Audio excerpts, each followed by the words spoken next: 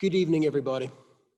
We are back to a pre-recorded format for the sermons that are going to be embedded into the service and also available as a la carte options on YouTube.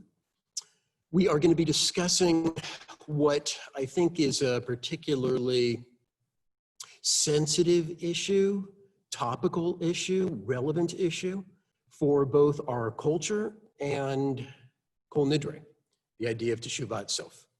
So, we're going to be talking about cancel culture. So let us begin by defining our terms. This is a statement from a professor at Newcastle University, Dr. Tina Sika. To cancel in today's lingo means to remove people or cultural products from consumption and popular conversation, up to and including firing them from their positions. This is done in light of actions that are believed to make them unworthy of praise or critique. In other words, these people or products have done something that is so outrageous, so egregious, so offensive that they are beyond the pale of critiquing. They just need to be canceled. I want to remind you about something I said on the Rosh Hashanah, that we have an obligation to protest, which is to critique.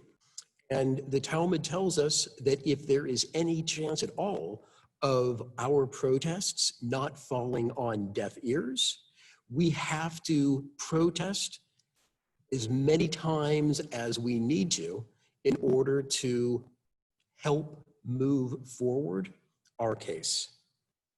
It's not necessarily easy. It's not necessarily the path of least resistance. But as Hillel said, if we're only for ourselves, what are we? We have to be concerned with the general society, and if there is what to protest going on in the general society, then it is our obligation to do so. So let's move into something practical, which is Confederate monuments and memorials. So by the Confederacy, I mean the side of the South in the Civil War, 1861 to 1865, a long time ago. But yet it seems to be ever present in our culture battles at the moment. So the one thing that I think that reasonable people should be able to agree upon is that you can't judge yesterday by today's moral standards. They're incommensurate. Things have hopefully progressed, and we can't be judging the past with a sense of morality that wasn't available to them as a broad culture.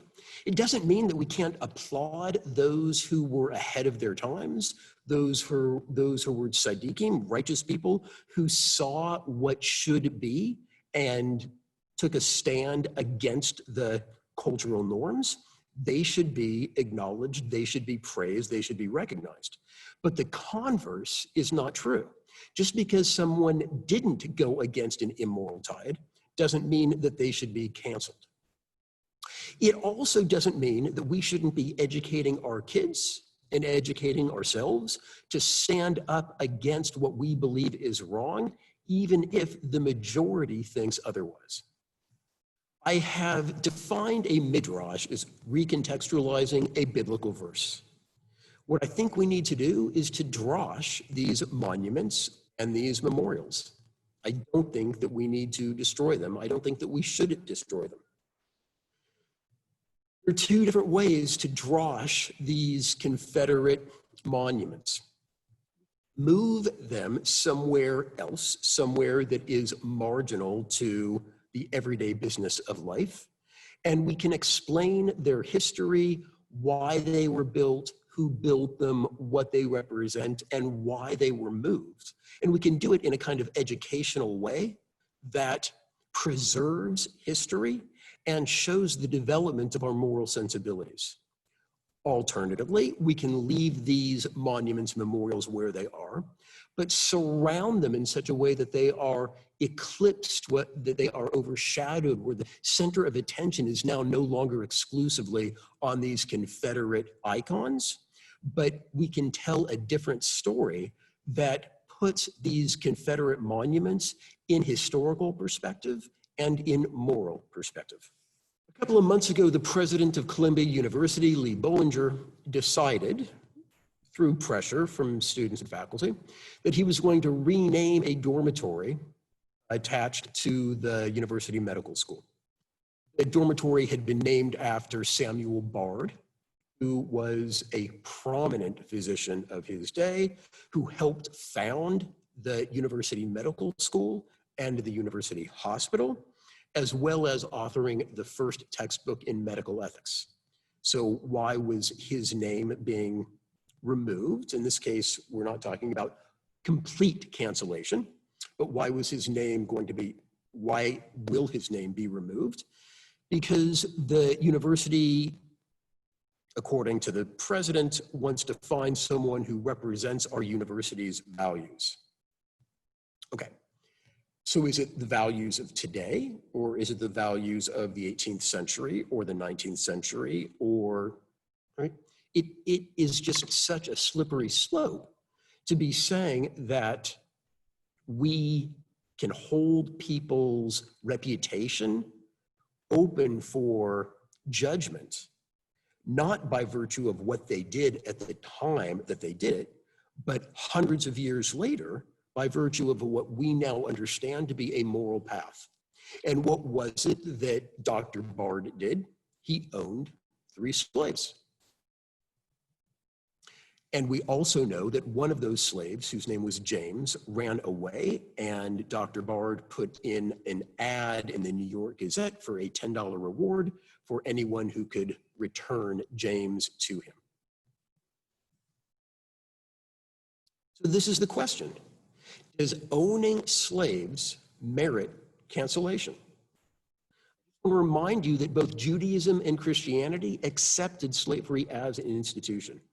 Judaism said in the Talmud that you could no longer have Jewish slaves after the temple has been destroyed, because we no longer have a jubilee year in which they can be released. But it's still on the books.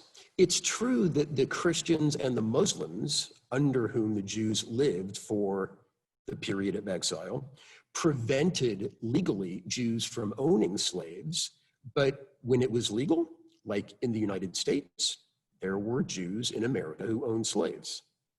On the Christian side, it wasn't until the 20th century that Pope John Paul II declared slavery to be a sin. And I've got to say, I don't think that there has been any kind of halachic denunciation since American Jews owned slaves. It's not practiced, as far as I know, but because it's not practiced, there's no need for a halachic judge to pronounce it immoral. So here's some Jewish questions to consider about the name of Bard on the Columbia University dormitory. Was he accused of criminal activity at the time? No. Was he accused of criminal activity today? Was Bard accused of an immoral act? Absolutely. Owning another person, having control of another person's life, that's how we perceive it today. It obviously was not perceived as such at the time by the majority of people, although there were some people who absolutely detested slavery. Charles Darwin was one of them. Another question to ask is, was the act violent, repeated, or oppressive of individuals or society? I think that we can say that slavery absolutely fits that criterion. So what do we do about Bard's name on the dormitory? I'm going to vote. I think it should stay where it is. I think there's 2 ways to deal with what is a real issue in society. What do we do with people whose actions, A, strike us as immoral, although no one thinks that there was that same level of judgment at the time that that person lived? So one way to handle it would be to add another name to the dormitory.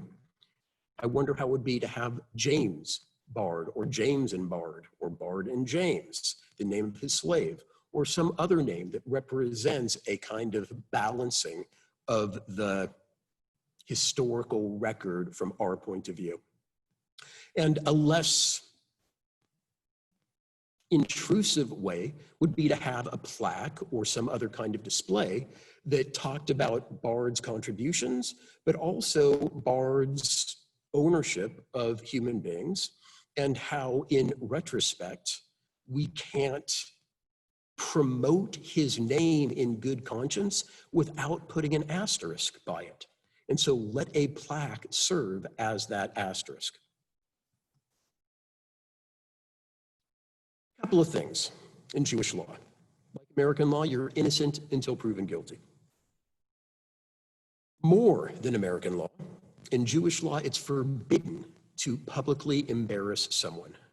Malbin panim is the name of the prohibition, and the Talmud says, better to jump into a fiery furnace to embarrass someone in public. One who transgresses should not be exhaustively identified with their transgression. The sinner is not just the sin. The sinner is more than the sin. Ultimately, the goal for any kind of punitive measure is teshuvah. In Bard's case, that's impossible. But when we're talking about cancel culture today, the reason to protest is to prompt, is to provoke teshuvah. But even when teshuvah is impossible, as in our case, fairness is still essential. Take a different example that I think is a little closer to home, and that has to do with the Sackler family, which owns controlling interest in Purdue Pharma. The company has been sued for aggressively marketing OxyContin, which is a strong painkiller, and knowingly exacerbating the opioid crisis in America that has resulted in thousands and thousands and thousands of deaths. Publicly, no one in the Sackler family has acknowledged that they were engaged knowingly in this kind of duplicitous marketing campaign, but one member of the family did acknowledge in a deposition that he was aware and wanted to downplay in the marketing materials the strength of OxyContin. So who are the Sacklers? So I know their name because they have a medical school named after them in Tel Aviv. But the Sacklers are a hugely philanthropic family, both Jewish causes and medical causes, and in the art world. So there have already been, there's already been a university, Tufts University and the Louvre, that have taken off the names of the Sacklers from their buildings or their walls as a result of this scandal. And there has recently been a call by United States Representative Max Rose of Staten Island, who wants the Metropolitan Museum of Art to remove the Sackler family name from its halls. All right, so here are some Jewish issues to consider. As I said, a member of the family did acknowledge in a deposition that they were misleading, that the marketing strategy was misleading the public about the strength and danger of OxyContin. Publicly, the family has admitted no wrong. On the other side of the ledger, OxyContin was not created to addict people. OxyContin was created to help people with their pain. It has had the tragic side effect of addicting many, many, many people, but that wasn't its purpose in being created. Furthermore, Purdue Pharma was not giving out, dispensing this drug. Medical doctors were doing that. And so at a minimum, there is the contributory negligence or liability that falls on the shoulders of the dispensing doctors who were providing OxyContin to their patients. So let's ask two questions now. Without determination of further guilt, what has Purdue Pharma done wrong? What is their crime? And let's imagine that they are found guilty of further crimes. Is there still room for teshuvah? And what would that look like? And even after teshuvah, to the extent that's possible, should they be canceled? Let's talk about Amalek for a second. Amalek is the embodiment of evil in the Jewish imagination. So in the story of the Exodus from Egypt, the Israelites are heading out of town. There's a long train, 600,000 men and their wives and their children. And Amalek attacks. Where does Amalek attack? The rear, the very tail of the line.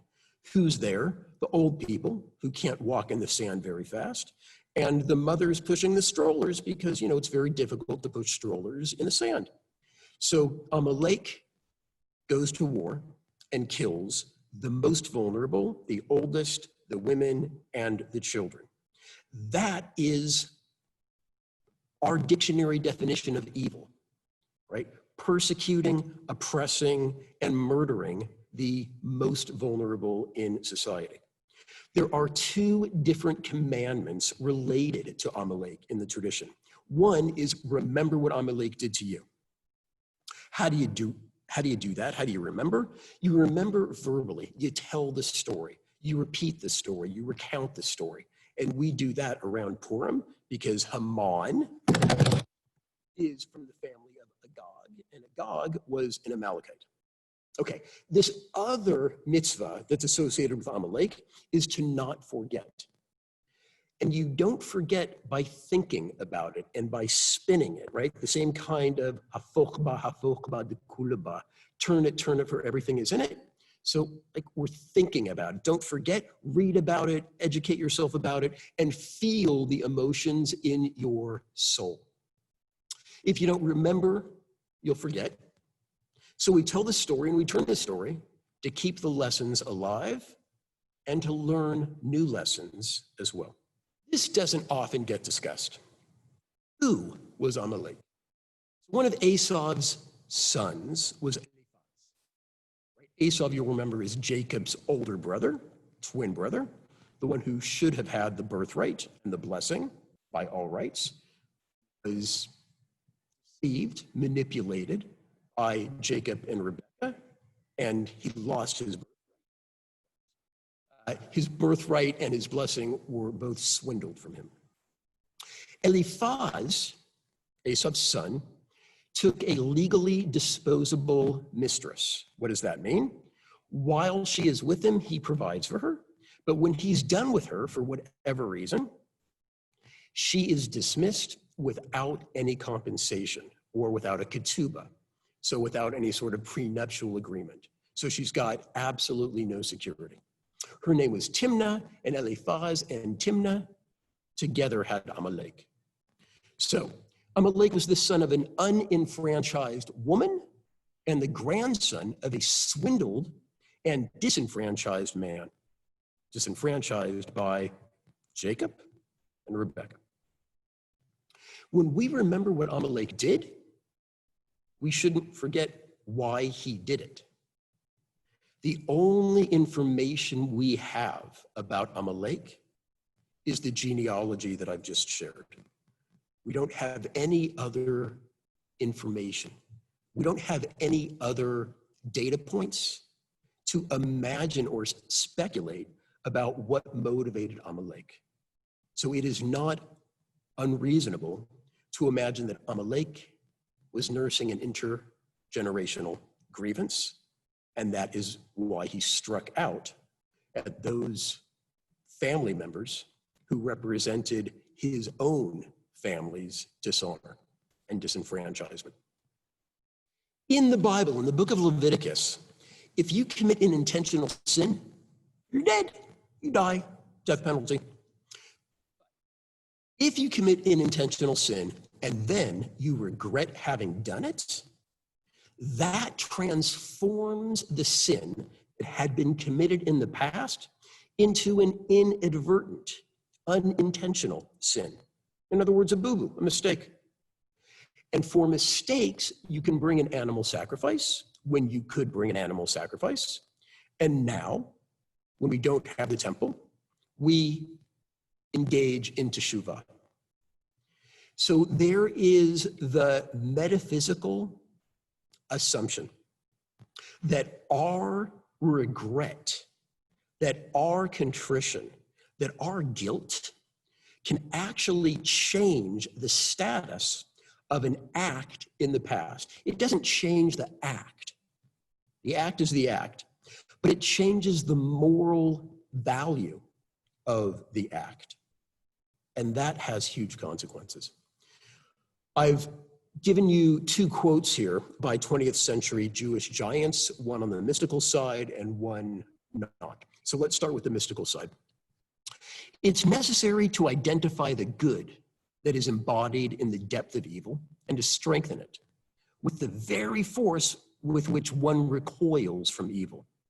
Thus will penitence serve as a force for good that literally transforms all the wrongdoings into virtues. There was something good in that sin, take it out and beef it up, enhance it, make it more robust, and use that in clearing the path for your future. Rav Shai, it is the memory of sin that released the power within the inner depths of the soul of the penitent to do greater things than ever before. The energy of sin can be used to bring one to new heights. The energy of sin. I love that. And the Talmud has a couple of things to say about this exact idea, taken from the Bible. I just gave you some 20th century thoughts about that. But in the Talmud, it says that teshuvah from love can transform an intentional transgression into there we go, into a worthwhile deed, into a merit. In another place in the Talmud, it says, where a Baal Tshuva stands, even a totally righteous person who has never sinned cannot stand there. Somebody who has tasted fallen fruits, forbidden fruits, someone who has tasted forbidden fruits, not low-hanging fruits, forbidden fruits, and then can overcome the temptation to indulge in that appetite again, the rabbis place that person on a higher level than someone who has never committed a transgression before. So let's get back to cancel culture. Given that the past can be redeemed by teshuvah, depriving someone of the opportunity to make teshuvah condemns the past to remain unredeemed. That's what canceling does, and that's what forgetting does. It deprives the person the opportunity of teshuvah, which can transform the past. We all know stories. We have all heard stories about white supremacists and neo-Nazis and people who have fallen into tarbutra, into a bad crowd, who then turn it around and become spokespeople against the organizations that they had been involved with previously. And they have a particular credibility. They can speak to other white supremacists and to other neo-Nazis and perhaps have more success in pulling them out of that poisonous hatred and bringing them into civilized society. And some of them even convert to Judaism. This statement is from Maimonides, from his legal code written in 1170. It is forbidden for you to be cruel and refuse to be appeased. Rather, when someone asks your forgiveness, you should be easily pacified or to anger. When the person who wronged you asks for forgiveness, you should forgive him with a complete heart and a willing spirit. Even if he distressed you by greatly sinning against you, don't seek revenge or bear a grudge.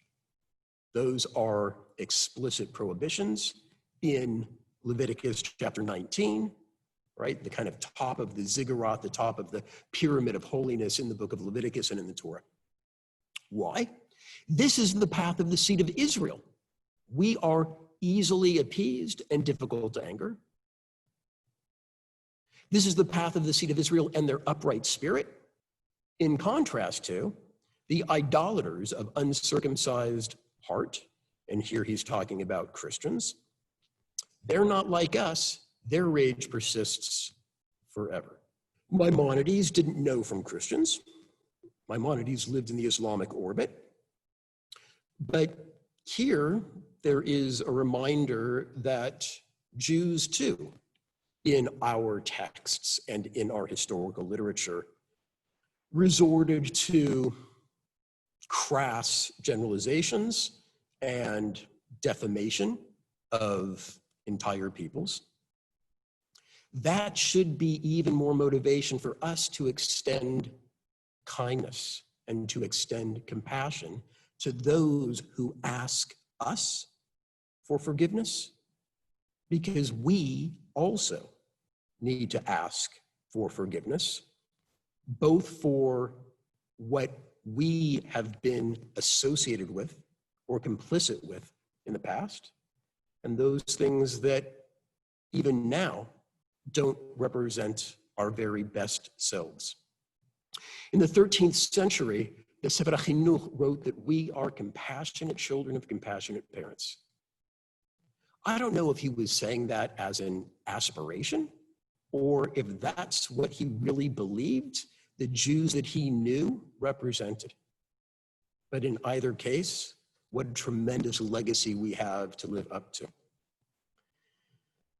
We want to extend kindness like we want kindness extended to us. In the book of Psalms, it says the world will be sustained through kindness, which could mean that without kindness, the world won't be sustained. As we continue on our fast for the rest of Yom Kippur, I hope that it is meaningful to you and that it stirs passion, compassion, mercy, and kindness. Gemar Chatima Tova.